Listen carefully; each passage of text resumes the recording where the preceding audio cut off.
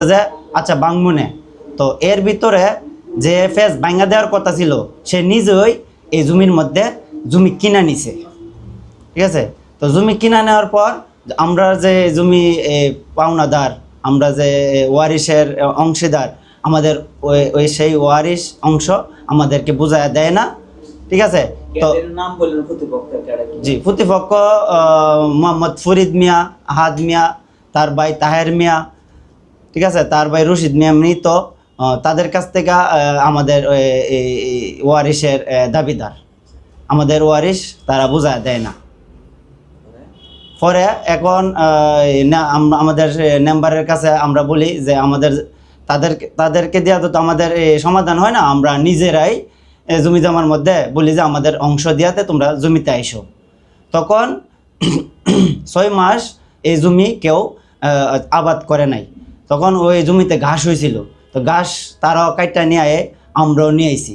তো আমরা আনাতে তারা আমাদেরকে লাভিস বকাবাজ্য গালিগালাজ অনেক কিছু করার বাদে আমরাও জমিতে যায় বলি যে আমরা যত ঘাস কাটতে পারবো না, তোরাও ঘাস কাটতে পারবি না।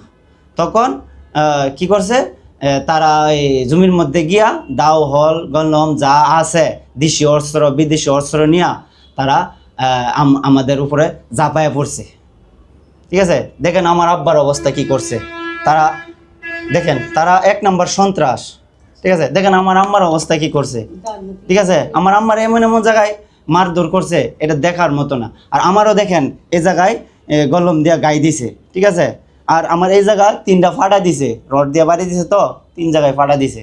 তখন এখন আমরা ভুক্তভোগী, আমরা মানবতার ফিরিওয়ালার আকর্ষণ করছি, জি থানায় অভিযোগ করছি। অভিযোগ করার পরে আমাদের অভিযোগগুলা কার্যকরী করে নাই, ঠিক আছে।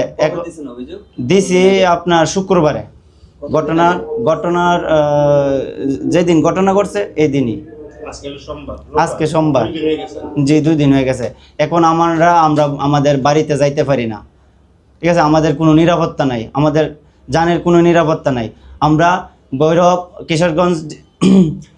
কিশোরগঞ্জ শিমনকান্দি 9 নং ওয়ার্ডের রাজনগর 9 নং ওয়ার্ডের ভুক্তভোগী বাসিন্দা আমরা।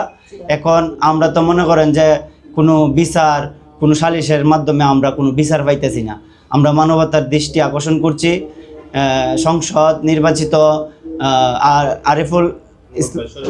শরীফুল আলম ভাইয়ের দৃষ্টি আকর্ষণ করছি। আমরা সঠিক বিচার চাই, আমরা যেন সঠিক বিচার পায়া আমরা যেন